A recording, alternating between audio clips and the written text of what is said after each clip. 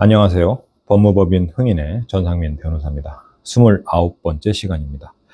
오늘은 정말 많이 궁금해 하시는 교통사고 합의금에 대해서 간단히 알려드리는 시간을 갖도록 하겠습니다. 갑작스럽게 교통사고가 발생했고요. 당일날은 그렇게 아픈 줄 모르고 있다가 다음날 자고 일어나니까 여기저기 이제 안 아픈 데가 없습니다. 아마 그 사고 당시에는 나 자신이 놀라서 나도 모르게 이제 몸이 극도로 긴장하고 관성의 반대 방향으로 이렇게 버티다가 보니까 이런 부상이 생겼나 본데요. 교통사고에서 항상 문제되는 게 합의죠. 특히 보험사로부터 전화가 와서 합의 이야기가 나오게 되면은 얘네들은 다 선수라는데 어떻게 합의를 해야 내가 속지 않는 것일까? 얼마를 받아야 손해를 보지 않게 될까? 이렇게 머릿속이 복잡해지는데 사실 답은 안 나오죠.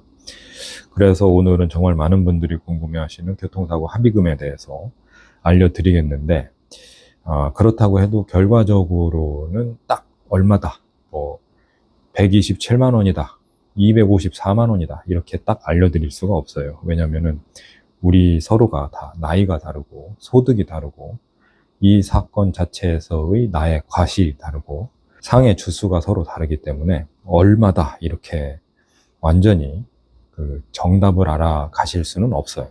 그렇지만 실제 합의금 산정의 그 가장 중요한 핵심 요소는 알고 계시면 그래도 이걸 바탕으로 어림짐작을 하실 수는 있을 것이기 때문에 그걸 알려드리도록 하겠습니다. 합의금으로 얼마를 받아야 좋을지를 궁금해 하신다면 합의금이 뭘로 구성되어 있는지를 아셔야 되겠죠. 합의금을 구성하는 요소는 법적으로 따지면 그냥 크게 러프하게 따지면 세 가지 정도로 정리할 수 있습니다. 첫 번째가 이제 위자료입니다. 정신적 손해에 대한 배상인데 사실 교통사고를 당했으면은 몸을 다친 것이지 그 무슨 정신적 손해를 입었다고 할 만한 것은 없지 않을까 이런 생각이 드실 수 있겠지만 사고가 나면 몸이 아프고 몸이 아프면 평소 해오던 생활을 할 수가 없게 되죠. 그러니까 불편함이 생기게 된다 이겁니다. 그래서 억울하죠. 그리고 이제 분노가 침입니다. 또 유사 상황이 벌어지기만 해도 가슴이 벌렁벌렁하고 불안이 생길 수가 있고요. 한마디로 이 사고가 아니었으면 안 받았어도 되는 스트레스를 받아야 되는 상황에 처하게 되는 겁니다. 이것에 대한 보상이 정신적 고통에 대한 보상인 위자료입니다. 두 번째는 휴업손해인데요. 휴업손해라는 것은 입원을 했을 때는 당연히 일을 못하니까 휴업손해가 생길 수밖에 없고요. 통원치료를 받는다고 해도 병원 가야지, 가서 기다려야지, 그 다음에 또 물리치료 받는 시간이 있지, 그 다음에 끝나고 나와서 다시 또 집에까지 와야지, 이렇게 하다 보니까 종전과 완전히 동일한 소득 활동을 할 수가 없게 되는 겁니다. 그래서 소득 감소 부분이 존재하게 되죠. 이것을 배상하라는 것이 휴업손해고요. 세 번째는 치료비입니다. 사고 자체로 발생한 그 손해 자체, 적극손해죠. 병원 치료비, 입원비, 통원 치료에 들어가는 교통비, 향후 들어갈 수밖에 없는 치료비 이런 것들이 다 여기에 포함됩니다. 이 세 가지를 합친 금액이 바로 나의 손해가 되고요. 여기에서 내 과실만큼 비례해서 공제를 한 금액이 사실상의 내 최종 손해액이 되는 겁니다. 이 중에서 병원비 같은 것은 상대방 또는 나의 보험사에서 직접 병원으로 지급되었기 때문에 그걸 제외하고 내가 얼마를 받아야 되는가 이걸 따지는 게 항상 그 보험사와의 합의인데요. 이거를 스스로 계산해서 정확하게 산출한다는 것은 불가능하고요. 보통은 이런 보험사와의 합의금 액수에 가장 큰 영향을 미치는 것은 내가 몇 주의 상해를 입었느냐 이거거든요. 그래서 진단 주수에 따라서 러프하게 분포되어 있는데 1주당 50에서 100만 원으로 이렇게 보통 보는 게 평균입니다. 그러니까 내가 만약에 6주 상해를 입었다 그러면은 300만 원에서 600만 원까지로 상당히 넓은 스펙트럼의 손해 합의금이 분포가 되지요. 금액의 차이가 나는 이유는 아까도 말씀드렸지만은 나이가 다르고 소득이 다르고 과실이 다르고 상해 주수가 다르기 때문에 그렇습니다. 그런데 이제 8주 이상의 심한 부상을 당했다라든가 식물인간이 됐다 또는 사망사고가 났다, 이때는 보험사하고 절대 쉽게 합의하셔서는 안 돼요. 왜냐하면 충분한 돈을 주지 않기 때문에 그렇습니다. 경우에 따라서는 소송도 고려하시거나 소송을 할 수도 있다는 것을 알려줘서 이것저것 고려했을 때 얼마에 합의하는 것이 저 사람한테는 최선이겠구나 라는 계산을 그쪽이 하도록 해야 됩니다. 그러니까 이때는 변호사나 전문가의 도움을 받으셔야 되겠고요. 무엇보다 보험사하고 그 합의를 하셔야 되는 경우라면 일단 충분한 치료를 다 받으신 후에 진행하는 것이 좋습니다. 보험사에서 지금 합의하시면 조금 더 챙겨 드릴게요, 뭐 이렇게 얘기를 하는 경우가 있는데 단군 일에 우리나라 보험사가 조금 더 챙겨주는 경우는 없습니다. 그리고 어차피 뭐 이런 사고는 드려야 될 돈이 다 정해져 있어요. 그러니까 계속 병원에 계셔봐야 최종적으로 받으실 돈만 줄어듭니다, 이렇게 얘기하는 경우도 있는데 전혀 사실이 아니니까 신경 쓰실 필요 없습니다. 여기까지는 민사합의였고요.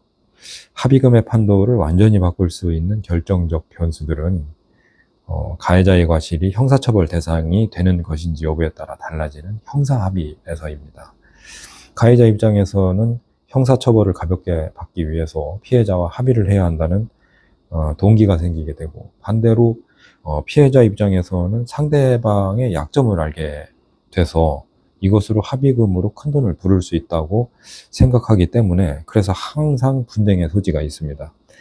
먼저 단순 과실, 이를테면 뭐 전방 주의 의무 태만이라든가 안전거리 확보 위반, 차선 변경 방법 위반, 뭐 이런 것들로 사고가 났다면 12대 중과실 위반 과실은 아닌 게 되죠. 그러니까 일반적인 부상이 났다 했을 경우에는 가해자는 형사처벌을 받지 않습니다, 종합보험에 들었을 때는. 그러니까 이때는 형사 합의의 문제가 생기지는 않습니다. 그렇지만은 이런 단순 과실이라고 할지라도 사람이 사망하거나 생명의 위험을 초래할 만큼의 중상해가 발생했다, 뭐 식물인간이 되었다, 아니면 뭐 다리 하나가 떨어져 나갔다, 뭐 이런 식으로 될 경우에는 이때는 형사 합의의 문제가 생기게 되는데 그래도 이 경우에는 종합보험을 들어서 민사배상이 다 이루어졌다라는 전제 하에서 형사 합의를 하면 되기 때문에, 그래서 과거에는 3천만 원에서 뭐 최대 5천만 원 정도 선에서 합의를 했었던 것이 실무였는데, 지금은 운전자 보험이라는 게 있어서 이 금액이 1억 5천에서 2억 원까지 막 이렇게 계속 올라가고 있습니다. 그래서 보험금으로 이 합의금이 증액이 되는 그런 효과가 있어요. 그래서 운전자 보험이 있는지 없는지에 따라서 단순 과실의 사망, 중상해 이 두 가지의 경우에 합의금이 크게 바뀝니다. 또 단순 과실이 아니라 신호 위반, 뭐 중앙선 침범, 속도 위반과 같은 그 12대 중과실의 경우라고 한다면 사람을 다치게 했을 경우에는 형사처벌이 시작되죠, 여기서부터는. 그러니까 형사 합의를 해서 양형 자료를 만들어야 되는 게 가해자의 형편인데, 이때도 그 아까 민사 때 말씀드린 일주일에 50에서 100만 원 정도의 그 기준으로 형사 합의금을 산정하시면 됩니다. 그러니까 신호위반 교통사고로 6주 정도의 상해가 나왔다, 그러면 300만 원에서 600만 원 사이에서 형사 합의를 시도해 보시면 된다 이거죠. 그렇지만은 같은 중과실이라고 해도 무면허나 음주운전이었다, 또는 과실이 아니라 뺑소니와 같은 고의범죄였다 이랬을 경우에는 같은 주수의 부상이라고 해도 합의금이 크게 올라갈 수 있습니다. 실제로 형사 합의에 있어서 쌍방의 견해 차이가 극명하게 나타나는 것이 바로 이 음주, 무면허, 뺑소니 이 세 가지 유형일 때인데요. 특히 이것은 죄질이 나쁘기 때문에 가해자가 실형의 사정권에 들어가게 됩니다. 그렇기 때문에 형사 합의를 해야 할 필요성이 굉장히 크고, 반대로 피해자 입장에서는 과도하다 싶을 정도의 형사 합의금을 요구할 수 있는 그런 여건이 조성이 되는 겁니다.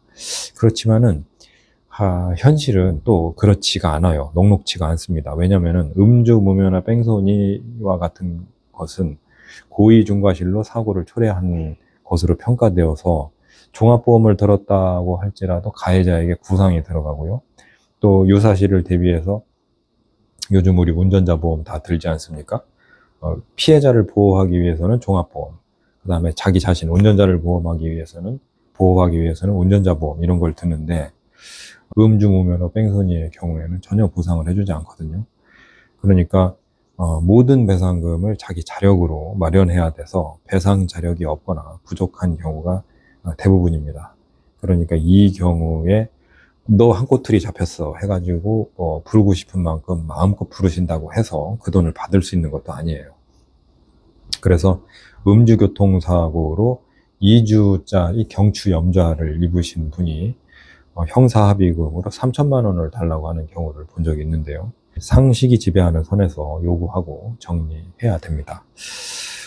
결과적으로 정리를 해보면요. 민사합의의 경우에는 보험사와 합의를 해야 되는데 충분히 치료부터 다 받고 나신 다음에 천천히 합의하시면 되고요.